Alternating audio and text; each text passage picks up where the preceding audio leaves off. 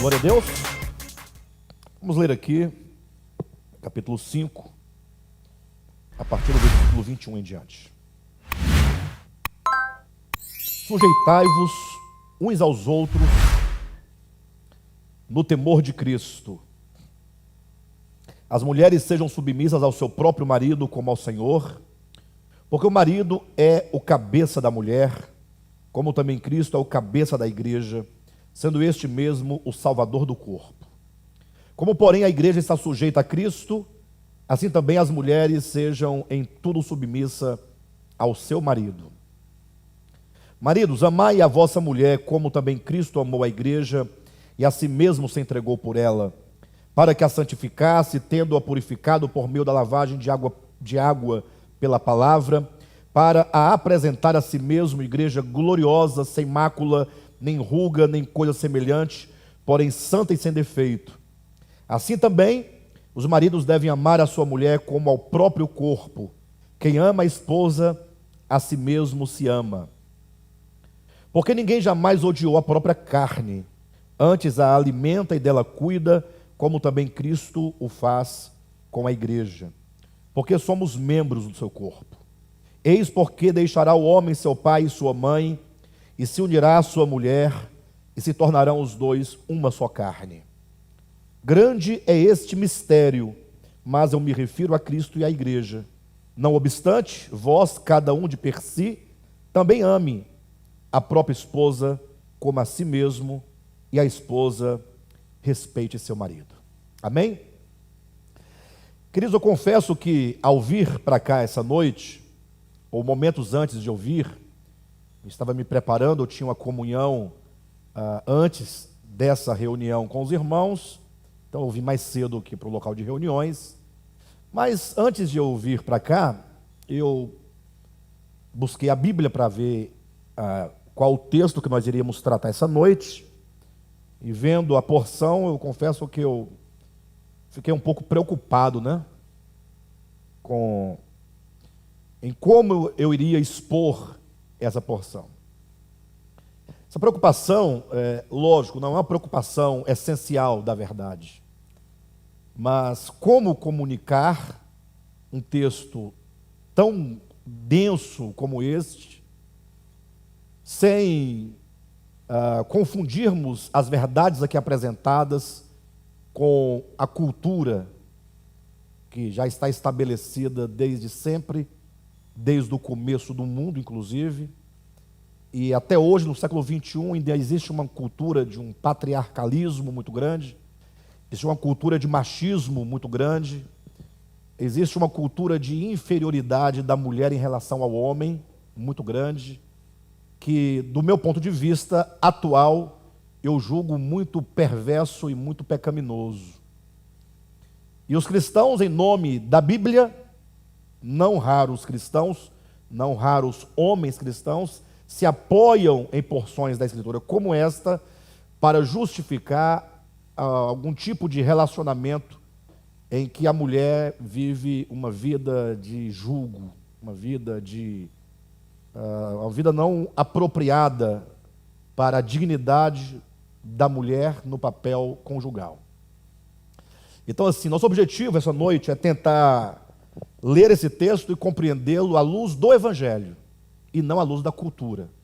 Não tomar esse texto por pretexto cultural e para manutenção de costumes, mas tomar esse texto para entender a cultura e entender, sobretudo, qual é a essência do Evangelho no que diz respeito a esta verdade, essa relação marido e esposa. Tá bom? Por isso eu peço a paciência dos irmãos e peço que os irmãos me acompanhem passo a passo. Antes de tudo, eu quero exaltar dois pontos aqui. Nessa porção nós encontramos aqui o apóstolo Paulo falando como a mulher deve se relacionar deve proceder relativamente ao seu esposo, e como o esposo deve proceder relativamente à sua mulher. Interessante que, dentre tantas coisas que poderiam ser ditas, o apóstolo Paulo coloca dois pontos interessantes, que é a submissão e o amor. Ou seja, a mulher é dito que ela seja submissa ao próprio marido como ao Senhor, e ao homem é dito que ele ame a sua mulher como Cristo amou a igreja. Ou seja, muitas coisas poderiam ser ditas aqui em relação ao marido e à esposa, mas Paulo traz esses dois pontos que eu julgo serem fundamentais. Mas para nós entendermos essa relação, precisamos fazer uma pergunta: deve a mulher amar o seu esposo com amor profundo e verdadeiro, como é profundo e verdadeiro o amor de Cristo por nós? Sim ou não? Por que eu pergunto isso para os irmãos? Porque alguém pode dizer: não, a mulher deve ser submissa ao marido, é mandamento de Deus, está aqui. Mas se uma vez que o texto não diz que a mulher deve amar ao marido como Cristo amou a igreja, eu pergunto: a mulher estaria isenta do princípio do amor em relação ao seu esposo? Pelo fato de não estar aqui nesse texto, colocado na forma de mandamento? A pergunta é: aquilo que é dito para o marido em relação à sua mulher, que ele deve amá-la, também se aplica à esposa? É a grande questão que eu trago para os irmãos. O que os irmãos acham? Se os irmãos acham que a esposa deve amar ao marido com a mesma intensidade, com a mesma verdade, com a mesma fidelidade, como Cristo amou a igreja, porque o amor é um princípio universal, não é próprio dos homens, mas é aplicado a homens como mulheres, se os irmãos acham que a mulher tem esse dever do amor em relação ao seu marido, é uma questão muito simples, né? Ninguém iria tomar esse texto para dizer: não, a mulher não deve amar ao seu marido. Então eu pergunto: por que ao homem é dito que ele deve amar e não é dito à mulher que ela deve amar, uma vez que os irmãos dizem e sabem que ela deve amar? Quem entendeu a minha pergunta? Eu posso fazer novamente, tá bom? Vamos lá, me acompanhe. O texto diz que a mulher deve ser submissa ao seu próprio marido, ok? Não. E a Bíblia diz nesse texto que o homem deve amar a sua mulher como Cristo amou a igreja. Aí eu perguntei para os irmãos: ora, uma vez que o texto não diz por escrito que a mulher deve amar ao seu esposo como Cristo amou a igreja, a mulher está, portanto, isenta de amar o seu esposo? Não. Então os irmãos concordam que a mulher também deve amar ao seu esposo com amor tão verdadeiro e tão intenso como Cristo nos amou? Se os irmãos acham que a mulher deve, por que Paulo então não colocou aqui como forma de mandamento que a mulher também devesse amar ao seu marido como Cristo amou a igreja? Por causa de um tipo de relacionamento? Por causa da época? Para dar o exemplo de Jesus com a igreja? Muito bem. Como é que ele não diz e vocês acham que é? Ou seja, ele não diz que a mulher deve amar ao marido como Cristo amou a igreja, mas vocês acham que a mulher deve fazer isso. E eu não encontraria nenhum cristão que diria o contrário de vocês, porque eu também acho que a mulher deve amar ao marido como Cristo amou a igreja. Mas aqui não é dito, e eu pergunto: por que, devendo a mulher amar o marido com amor tão verdadeiro, tão intenso, por que aqui não é dito? Você falou o texto. Sim, aí eu perguntei por que não é dito à mulher aquilo que vocês acham que ela deve fazer. Por que Paulo não ordena à mulher que ela ame ao seu esposo, uma vez que vocês acham que a mulher deve amar? Vejam, irmãos, pense comigo em nome de Jesus. Quer dizer que basta a submissão, embora não ame, desde que seja submissa, está tudo bem? Pronto, este é o ponto. Este é o ponto. Não é dito à mulher que ame seu esposo, por esse fator do amor feminino em relação ao seu parceiro, não lhe ser um peso, não lhe ser um problema. A mulher muito mais dócil ou muito mais doce, melhor doce do que dócil. A mulher muito mais frágil, muito mais emotiva, se vincula de fato pelo amor. A ela não é pedido aquilo que lhe é mais natural, digamos, desse ponto.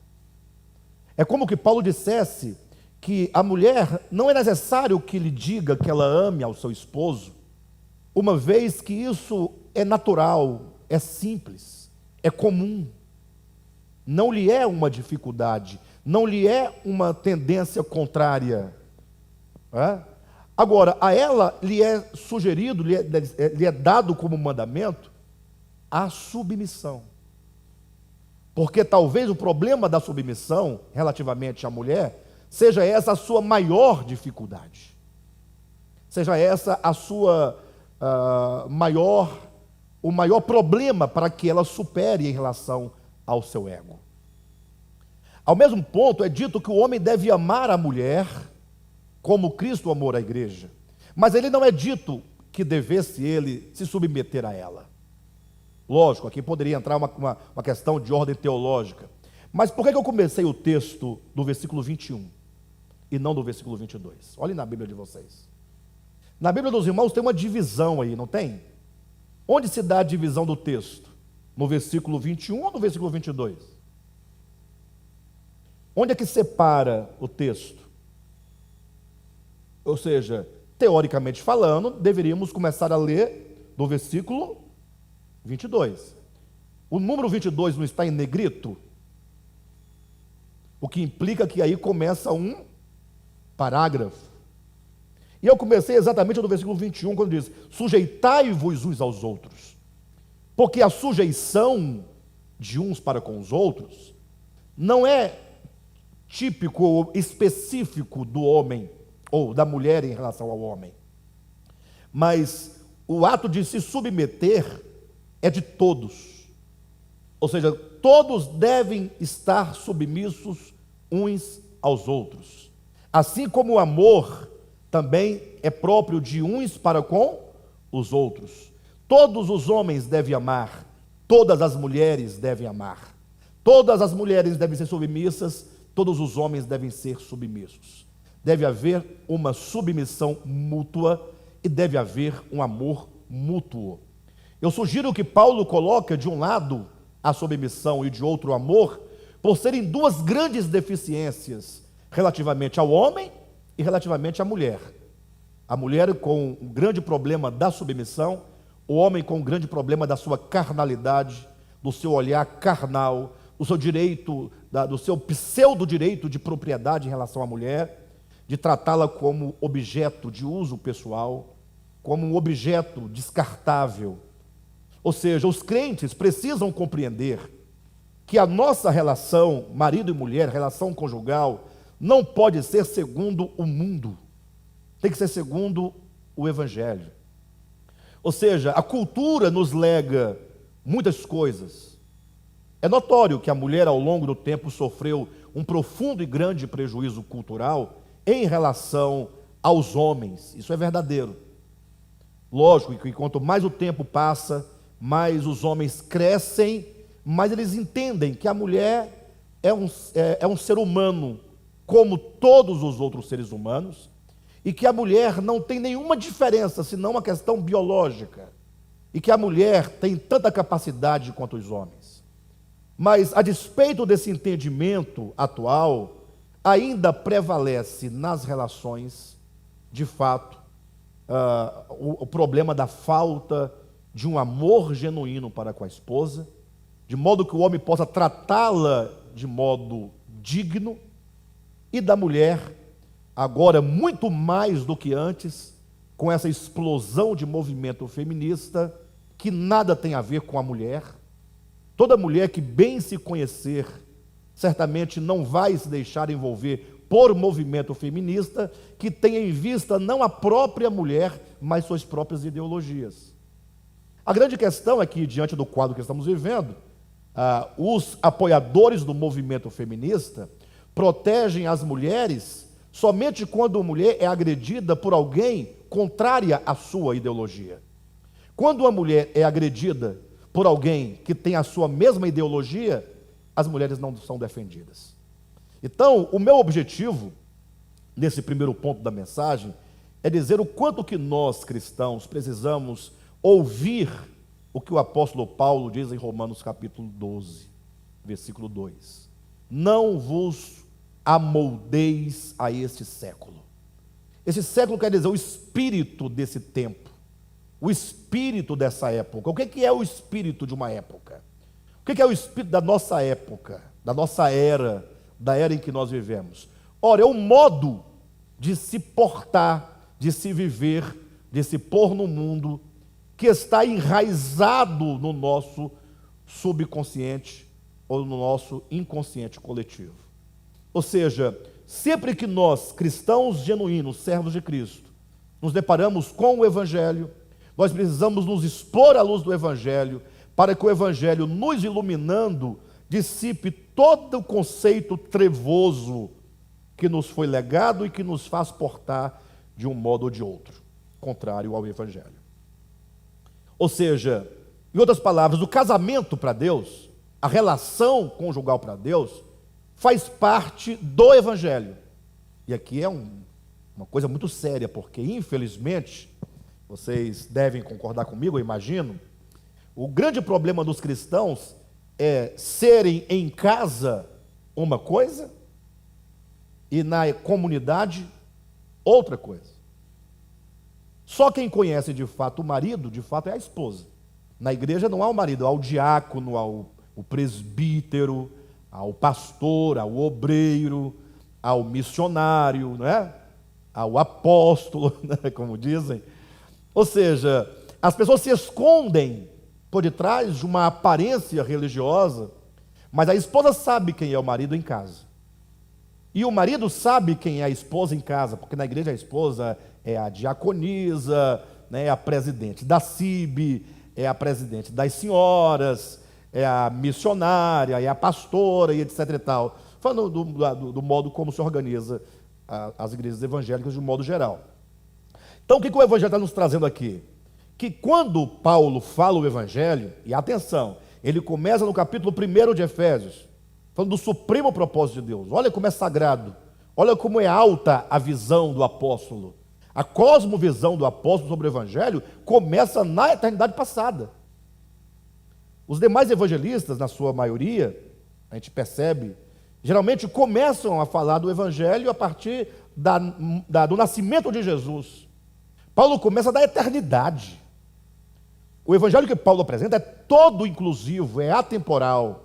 Não é sem razão que ele diz lá em Romanos capítulo 2, não é?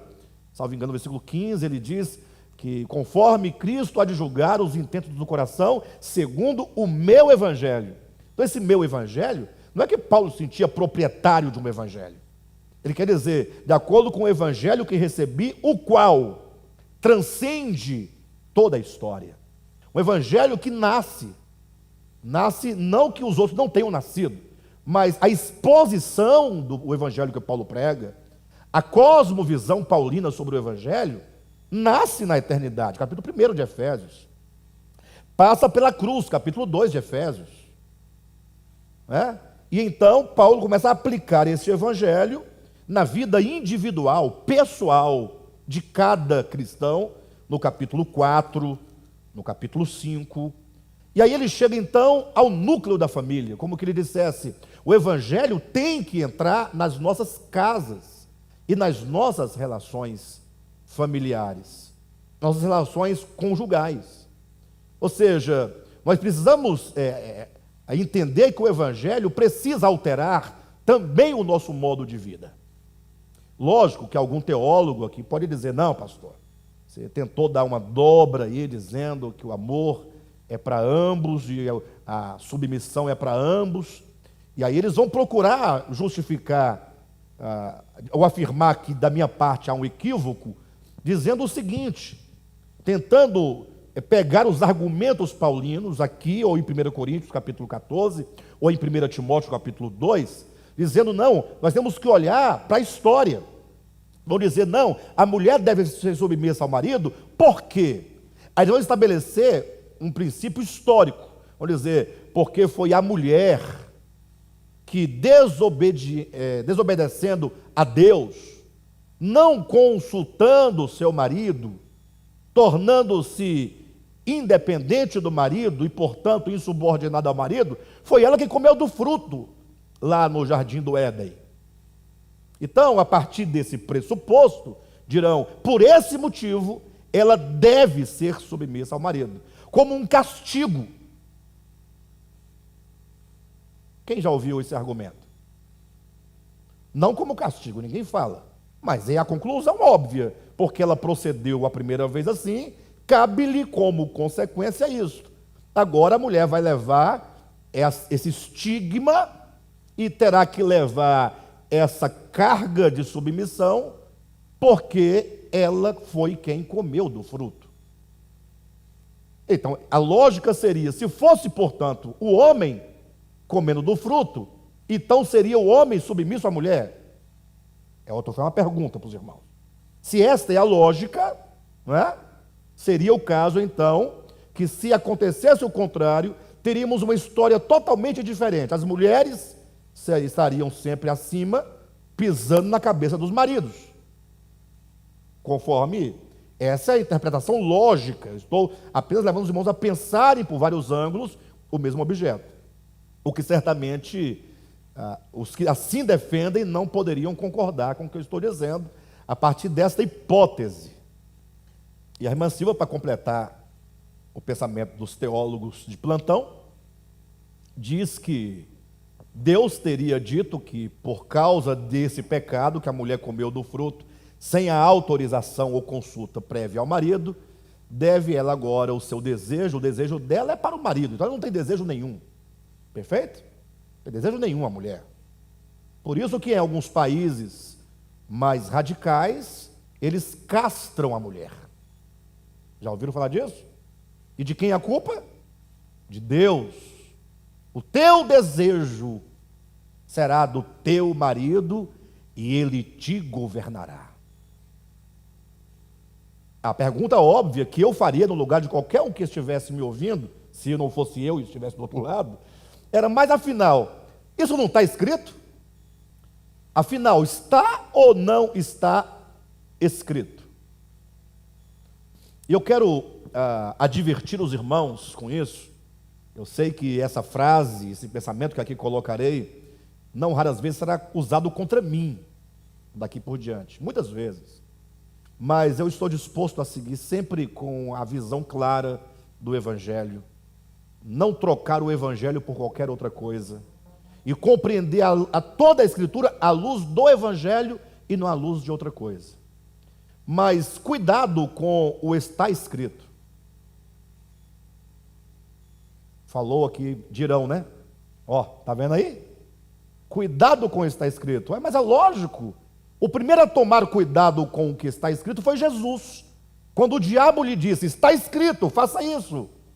Ou o diabo não disse isso? Mas Jesus também disse, está escrito. O problema é que o está escrito de Jesus vem revestido de uma interpretação à luz do Evangelho. E o está escrito de Satanás vem carregado de uma maldade, vem carregado de uma inveja, vem carregado de pecado, vem carregado de intenções perversas. Quando o diabo diz está escrito para Jesus, ele citou com fidelidade um trecho do Salmo 91.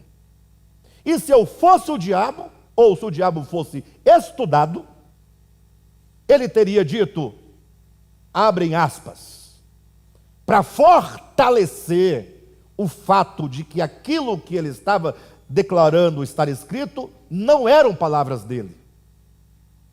Vocês entendem o que eu estou dizendo? Pastor, mas Jesus diz está escrito, o diabo diz está escrito, e agora virou uma guerra de está escrito. Como eu vou discernir o que é e o que não é? Ora, quando o diabo diz está escrito, ele diz o quê? Porque aos teus anjos está escrito, porque a teu respeito está escrito, que aos seus anjos dará ordem a teu respeito, para que não tropeces em pedra alguma. Qual foi a resposta de Jesus? Jesus disse, não está escrito, é mentira sua, ou então, me prova, cadê a escritura? Em qual versão está escrito isso? Jesus não desafia as palavras do Salmo, Jesus apenas dá às palavras do Salmo uma interpretação que não é como que dissesse, mas não tome essas palavras por seguras, quando a intenção que se tem por detrás não é a vontade de Deus. Não tentarás o Senhor teu Deus. Em outras palavras, o está escrito tem valor quando, de fato, se tem uma atitude ou algo, ou quando você se apoia nessas palavras pela fé, sem a intenção de colocar à prova o Altíssimo. Ou seja, o sentido do texto passa também pela intenção do seu coração. Tomar um texto na arbitrariedade da letra, porque tem uma intenção de dominar, de subjugar, de ser maior, isso é diabólico. Como diabólicas eram as palavras do Salmo na boca de Satã, quando ele as cita em Mateus capítulo 4. Vocês entenderam? Mas a Bíblia não é a palavra de Deus? Não, a Bíblia é a palavra de Deus ou do diabo. Depende de qual boca ela procede. A Bíblia. Porque quando o diabo cita a Bíblia, ou não cita a Bíblia? São palavras de Deus? Mas está escrito. Você entende que nós devemos tomar um cuidado imenso para que nós não tomemos as palavras das Escrituras para esconder um ego perverso de maldade, de intenções perversas, para esconder a nossa brutalidade, a nossa maldade, o desejo de domínio, de tirar do outro o direito de respirar, o direito de viver. Agora, há um outro detalhe que eu chamo a atenção dos irmãos para esse fato, para esse texto. É o fato de que quando nós lidamos com a Bíblia, atenção, nós devemos sempre lidar com duas categorias, que se não forem levadas a sério no ato da interpretação, nós cometeremos erros grosseiros. Pense comigo. O apóstolo Paulo, ele era um homem transcultural. O que significa isso? Era um homem de mais de uma cultura. Era um homem hebreu. Ele foi educado aos pés de Gamaliel, portanto, tinha uma cultura hebraica. Mas ele era romano de nascimento. Então ele tinha uma cultura romana, ele tinha uma cultura semítica. Ele tinha duas culturas. Paulo era homem da Torá e era homem do direito, da filosofia, da literatura. Então Paulo sabia transitar muito bem em vários setores da humanidade, sem prejuízo nenhum. E o grande desafio do pregador, do evangelista, e sobretudo de Paulo, de quem nós estamos dizendo, é como pegar a essência do evangelho e agora aplicar em cada lugar de uma maneira a não ferir a essência do evangelho, mas também de uma maneira a entender o processo e o momento histórico no qual aquele povo vive. Imagine só, um pregador vai à África do Norte, chega à África lá numa aldeia bem remota, bem distante, quase que incivilizada, e ele chega lá e encontra costumes diversos. As mulheres com os seios de fora, o que é normal em muitos lugares do mundo, sim ou não? Aí Paulo chega lá, aí o pregador chega lá, misericórdia. Logo, ele está olhando com maldade aquilo que lá, para eles, não tem maldade. Vocês sabiam que as partes do corpo são sensuais por convenção? Quem elege qual a parte do corpo que é sensual é uma comunidade, faz parte da moral de um povo. A moral é de um povo, a moral não é divina, Deus é eterno, a moral está para uma convenção. O que aquele povo chama de imoral é imoral, porque os olhos daquele povo veem como imoral. Chega alguém de fora, numa civilização onde as mulheres andam com os seios de fora, naturalmente, desde criança até a mais velha, não tem problema, e ali ninguém está olhando para seio de ninguém. Chega o pregador pregando, cobre os seios das mulheres, porque é pecado. Não, o pecado está em você, não está nesse povo. Ou seja, existem aspectos culturais que precisam ser respeitados. Vocês entendem ou não? Lógico que aquilo que fere o evangelho o evangelho deve tratar como pecado, e o evangelho vai iluminar para dissipar a treva do pecado. Agora, aquilo que não é pecaminoso não pode ser simplesmente ignorado. Então, imagine que o apóstolo Paulo, no seu tempo, ele lidava com uma cultura de senhores e de escravos. Sim ou não? No tempo de Paulo havia pessoas que eram donos de escravos. A exemplo de Filemon, que tinha escravos, e um deles se chamava Onésimo. Agora, como é que Paulo vai lidar com o evangelho, que é pura liberdade, diante de uma sociedade como essa? Ele vai ter que equilibrar duas coisas que eu falava agora há pouco: o princípio, e os aplicativos. Os aplicativos são temporais. Os aplicativos fazem parte de um momento da história, da convenção, da moral, do crescimento intelectual de um povo. Já o princípio, ele é eterno. O princípio vale na eternidade, no tempo de Adão, no tempo de Noé, no tempo de Daniel, no tempo de Jesus, no tempo de Paulo, no tempo do Papa Pio XII, no tempo de hoje. Não muda. E aqui está o grande problema da igreja em relação à questão pecado. A igreja, sobretudo as igrejas evangélicas, elas elegeram os pecados culturais, ou melhor, elas criaram os pecados culturais. O que são os pecados culturais? É aquilo que aqui no Brasil foi ensinado desde o princípio pelas igrejas que era pecado. É pecado tomar cerveja, ponto. Quem disse isso? A Bíblia não foi. Ninguém é capaz de me mostrar um versículo sequer que diz que beber cerveja é pecado. Na Bíblia não há esse texto. Pelo contrário, eu posso mostrar para você que Deus manda tomar cerveja e muita. E tem mais, Ele manda tomar com o dinheiro do seu dízimo. Lógico, não estou ensinando isso, estou apenas dizendo. Aí alguém muito esperto vai falar assim, ó, está aí, está escrito na boca da serpente. Contra ele mesmo. Ai, ai, ai.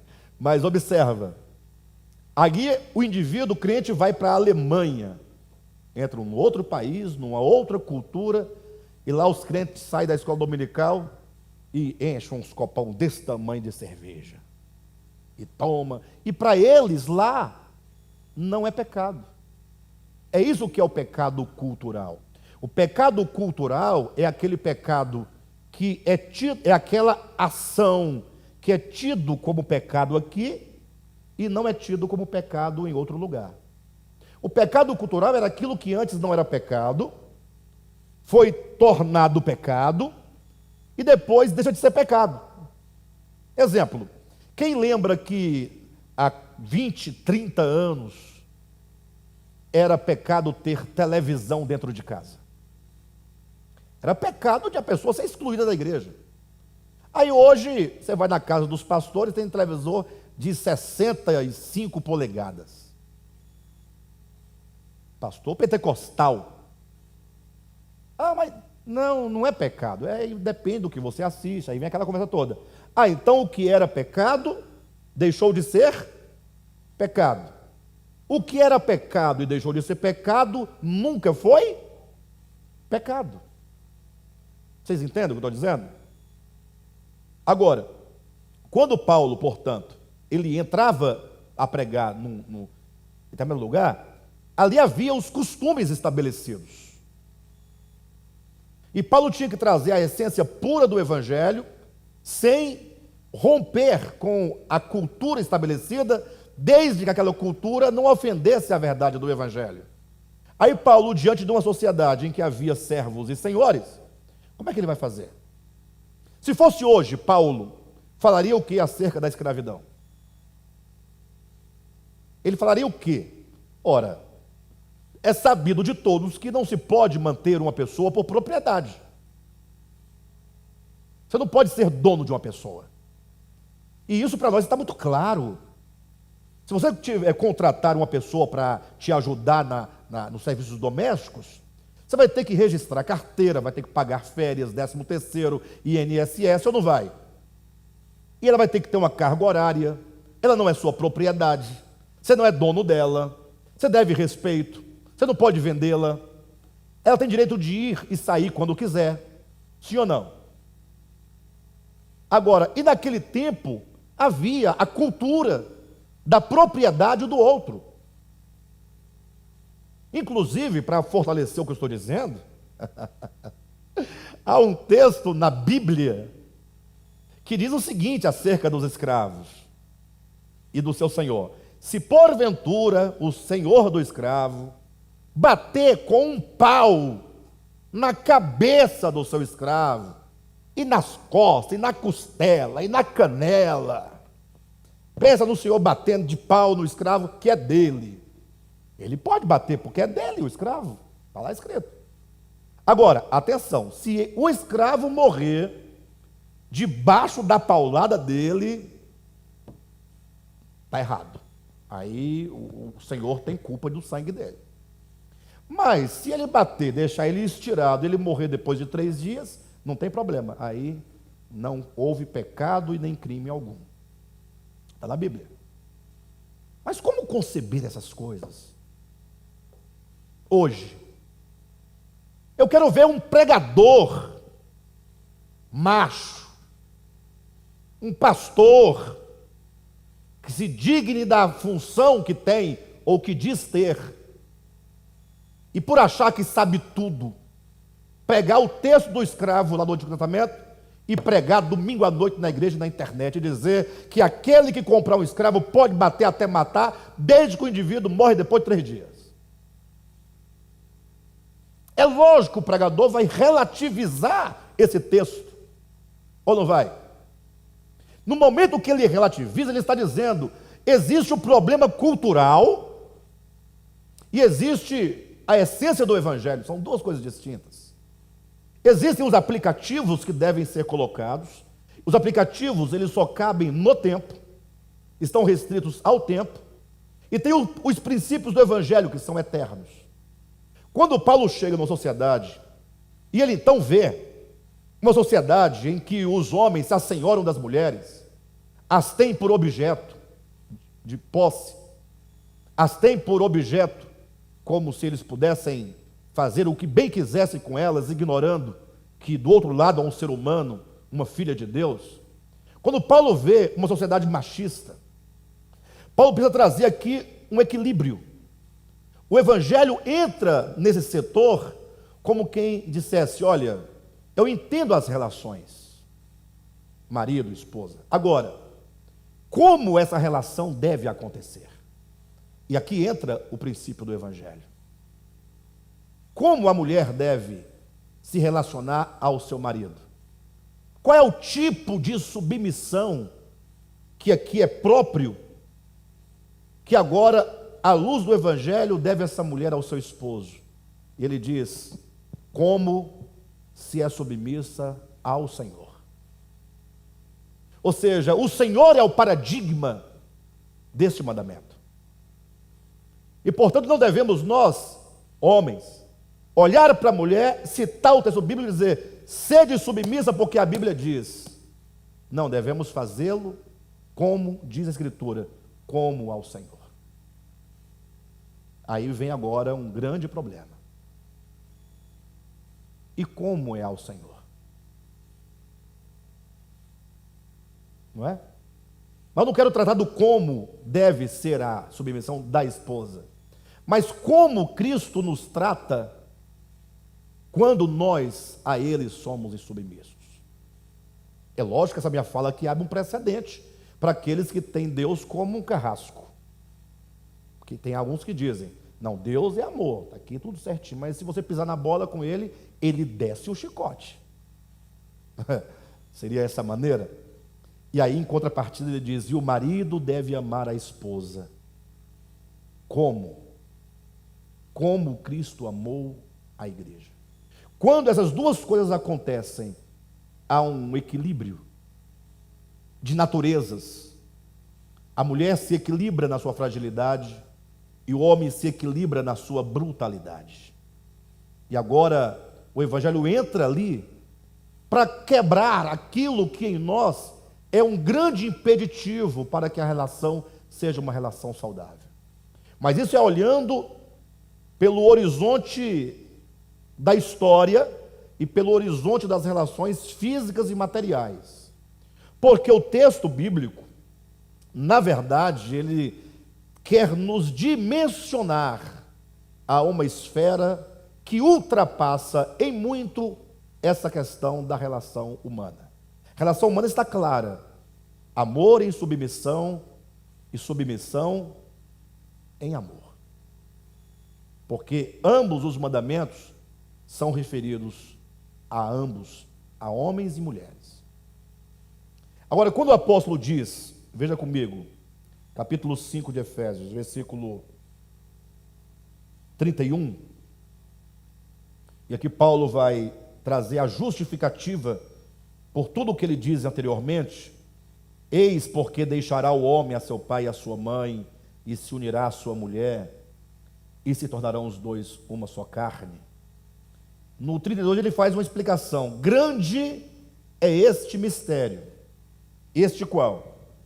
De o homem deixar pai e mãe, se unir à sua mulher, com tudo o que acima foi referido a um e a outro.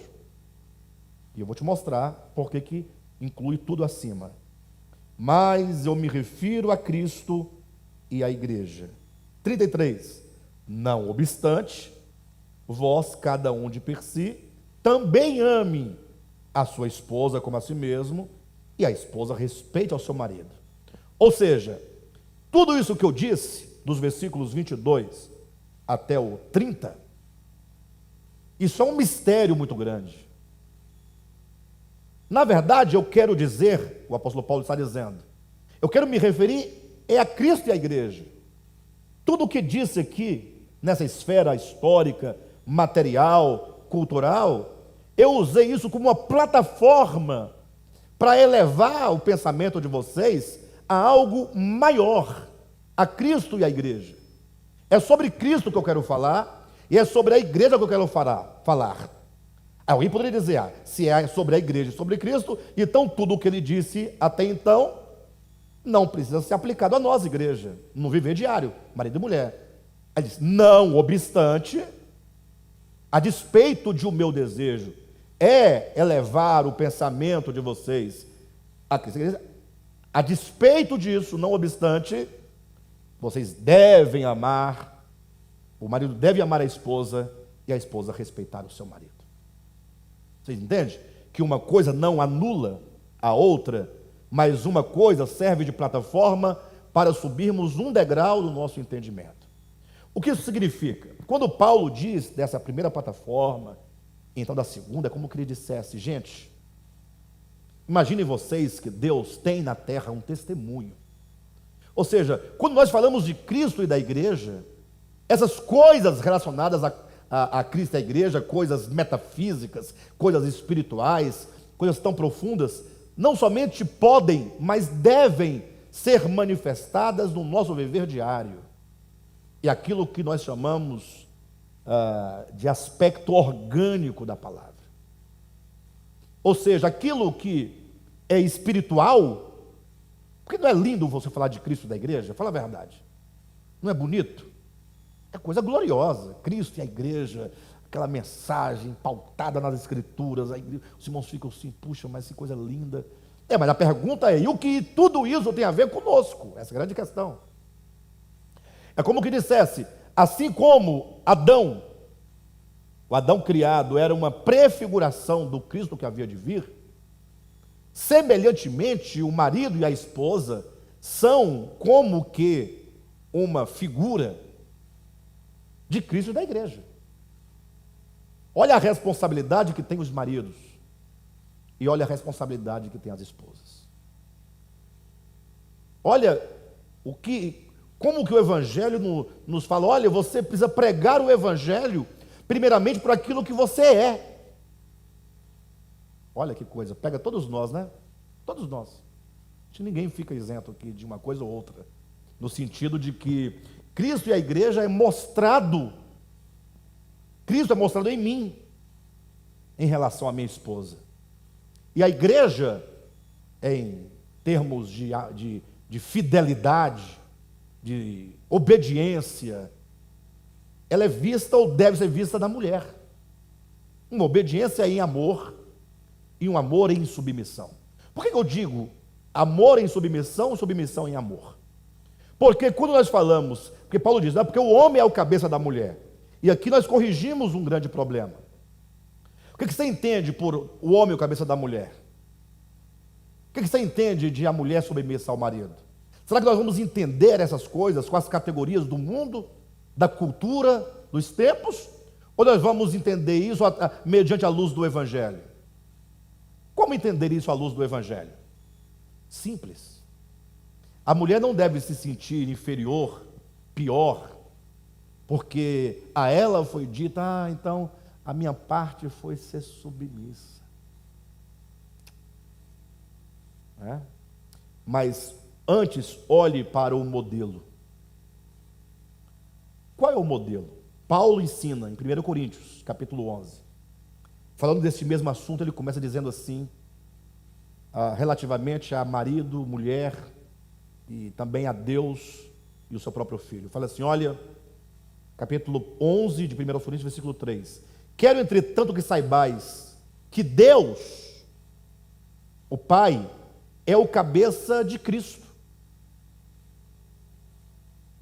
Ora, então, se Deus é o cabeça de Cristo, como é que Cristo é o Senhor? Não está escrito Jesus é o Senhor, não é? Que no último dia todo o joelho se dobrará e toda língua confessará que Jesus é o Senhor? Sim, mas em relação ao Pai, Ele é submisso. Então o Pai é o cabeça de Cristo. Mas a grande questão é como você entende essa relação de cabeça e de submissão entre o pai e o filho? Será que é a mesma que você entende do marido para com a mulher? Se for, parabéns, pode seguir adiante, que você está na verdade. Porque o problema é quando nós entendemos, eu sou o cabeça. Eu me recordo que na nossa infância tinha um pastor que pregava com bastante fervor, bastante eloquência, ele gritava, espumava a boca, ele dizia que Deus fez o homem o cabeça da mulher. Só o modo como ele falava já era nojento para as mulheres, eu acredito, porque os homens ficavam glorificando a Deus. Ele dizia que Deus não tirou a mulher, que Deus criou a mulher para ficar debaixo dos nossos pés. Eu não sei de onde ele tirou isso da Bíblia, né? Mas ele falava isso. Os irmãos glorificavam e as irmãs ficavam em espírito, assim, querendo xingar, mas na igreja tem que ser santa, né? Mas a vontade era xingar de filho de Betseba, filho de Raabe. Essa era a vontade que elas tinham. Como é que nós entendemos essa relação? Olhem para o pai e o filho. A relação do pai para com o filho é uma relação de amor em submissão e de submissão em amor. Eu posso demonstrar. Bastam 2 momentos que são mostrados nas Escrituras, que no momento que o filho, em submissão e amor ao pai, ele diz pai, ou melhor, ele referindo-se a Deus, o pai, ele chama o pai de Deus. Está em Hebreus capítulo 5, versículo 6 em diante, salvo engano. Deixe-me olhar, para os irmãos não procurarem na escritura e acharem que não está. É capítulo 10, queridos, capítulo 10, versículo 5 em diante, tá? Ou melhor, capítulo 10, versículo 7 em diante. Versículo 5 mesmo, tá bom? Por isso, ao entrar no mundo, diz, isso aqui é o filho dizendo ao pai. Ao entrar no mundo, diz, olha o que o filho diz ao pai: sacrifício e oferta não quiseste. Olhem para mim. O que o filho leva em consideração aqui? Quando o filho, o Cristo, o filho, olha para o pai, Deus o pai, e diz, sacrifício e oferta não quiseste. O que ele está levando em consideração aqui? A vontade do pai. Isso é submissão. Ele leva em conta a vontade do Pai. Aí ele diz: antes um corpo me formaste, não te deleitaste com holocaustos e ofertas pelo pecado. Então eu disse, o que ele disse? Eis aqui estou. No rolo do livro está escrito a meu respeito, para fazer, ó Deus, segundo a tua vontade. Esse é o coração do filho, em submissão, e uma submissão de amor pelo Pai. O filho vem, cumpre toda a sua obra, a sua paixão, e agora no seu retorno aos céus, quando ele volta, como o Pai o recebe? Se você pensar do ponto de vista de um senhor, de um chefe, de um cabeça, do ponto de vista humano, cultural, o chefe falaria como? E aí, fez tudo certinho, conforme eu te mandei? E se o servo faz tudo conforme mandou o Senhor, ele não fez mais do que a sua obrigação. Mas quando o filho retorna da sua obra, é dito que Deus, Filipenses capítulo 2, versículo 11, que Deus o exaltou sobremaneira.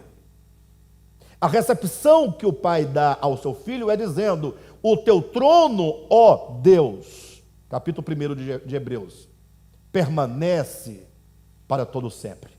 É um amor em submissão, porque o pai entrega o trono ao filho. Olha, o pai que entrega o trono ao filho, o cabeça que entrega aquele que está, que é submisso a si, entrega o trono, isso é um amor em submissão. E o filho obedece ao pai, é uma submissão em amor. Não é uma hierarquia, como eu posso colocar, uma hierarquia militar. Não. É uma hierarquia da vida. No próprio reino animal, onde não tem o problema do egoísmo, existem hierarquias. Mas é algo em amor, do coração, em verdade. E nenhum se aproveita da fraqueza do outro para se dar bem. Porque se a mulher não é submissa ao marido, crente de verdade, esse deverá fazer o quê? De que maneira? E como que chamou a igreja? E por que ele se entregou por ela? Porque ela não valia nada.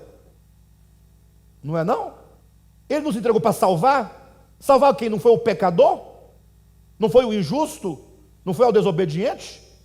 E não é assim que o marido deve amar a esposa? Se a esposa lhe é insubmissa, ele deve amar e entregar a vida por ela. Doação. E não ficar cobrando e exigindo, mostrando, está escrito, a mulher deve ser submissa. Esse tipo de relação judicial não é o evangelho. Porque o amor não reivindica. O amor não joga na face. Vocês entendem? Então, imagine uma mulher que tem um marido que a ame neste alto nível e intensidade de amor como o de Cristo. Como elas seriam felizes, não? Sim ou não? Fale a verdade. Então, é preciso que nós entendamos essa relação. O amor de Cristo em relação à igreja.